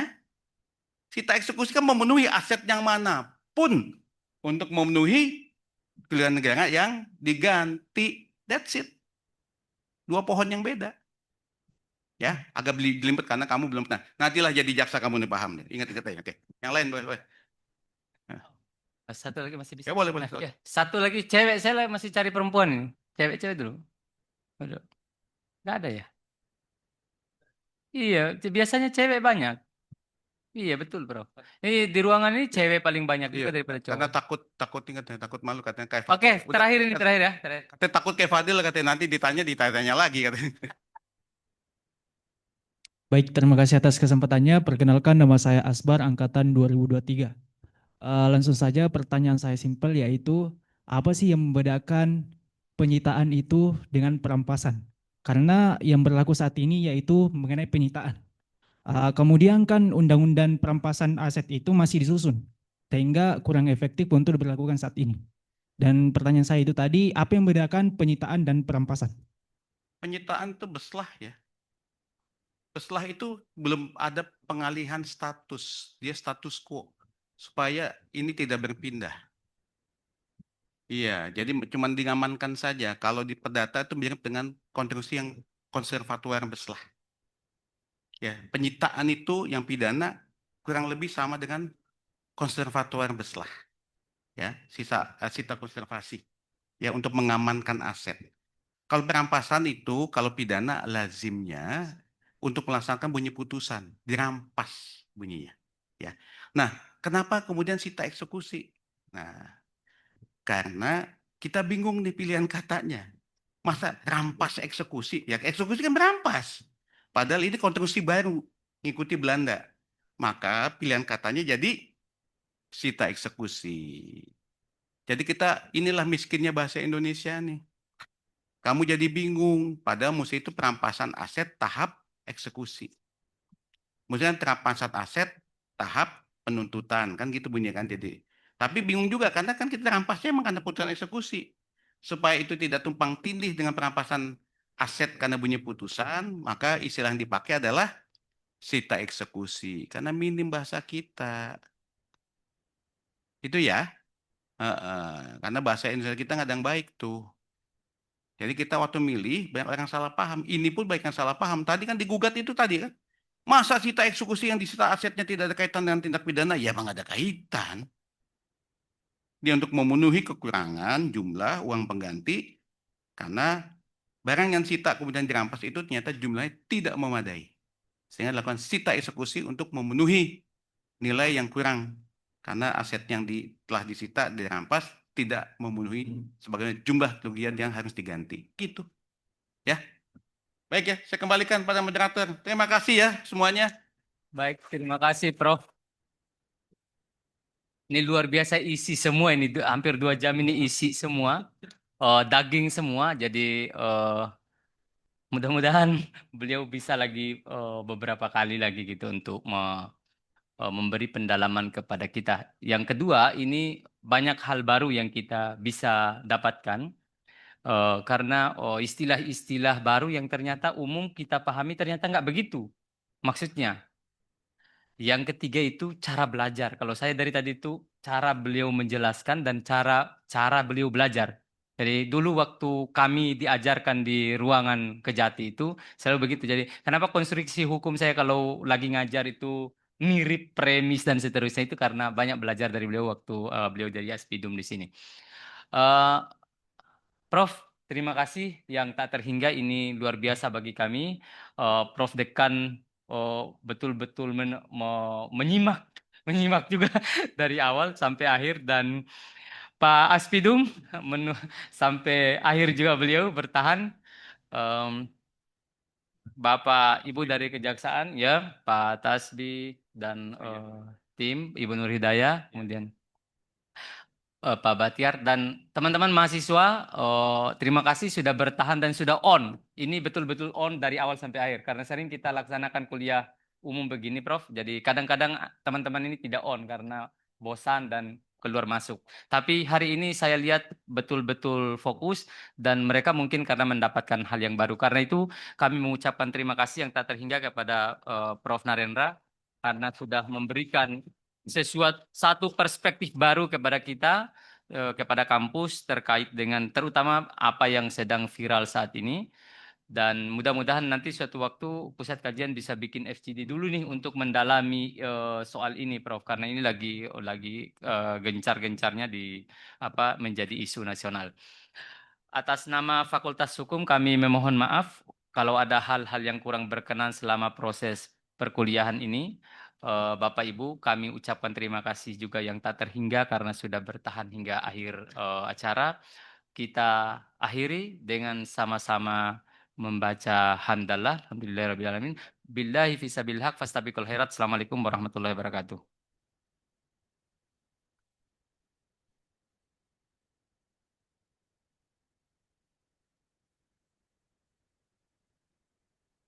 Hadirin yang kami hormati, selanjutnya kita akan memasuki agenda penyerahan plakat dan foto bersama. Untuk itu kami mengundang dengan hormat Jaksa Agung Muda Bidang Perdata dan Tata Usaha Negara, Bapak Profesor H.C. Dr. R. Narendra Jatna SH LLM untuk maju ke depan bersama dengan pimpinan Fakultas Hukum Universitas Hasanuddin. Dan selanjutnya penyerahan plakat akan dilakukan oleh Dekan Fakultas Hukum Universitas Hasanuddin, Bapak Profesor Dr. Hamzah Halim, SHMH MAP, sebagai bentuk penghargaan dan ucapan terima kasih atas kesediaan Bapak dalam memberikan kuliah umum pada hari ini.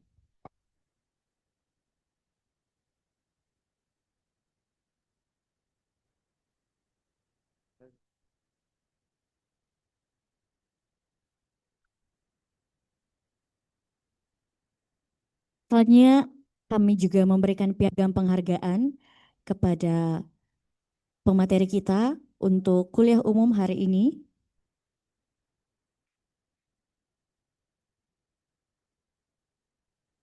Boleh kita berikan tepuk tangan sekali lagi kepada pemateri kita dan selanjutnya kita akan melakukan foto bersama antara pemateri, tamu undangan, dan juga peserta kuliah umum pada hari ini.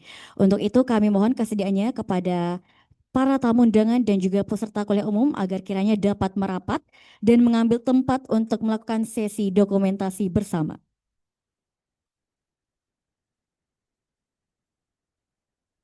Ya, teman-teman mahasiswa boleh berdiri, merapat ke tengah. Ayo, ayo, gercep. Berdiri saja dulu di tempatnya, ayo.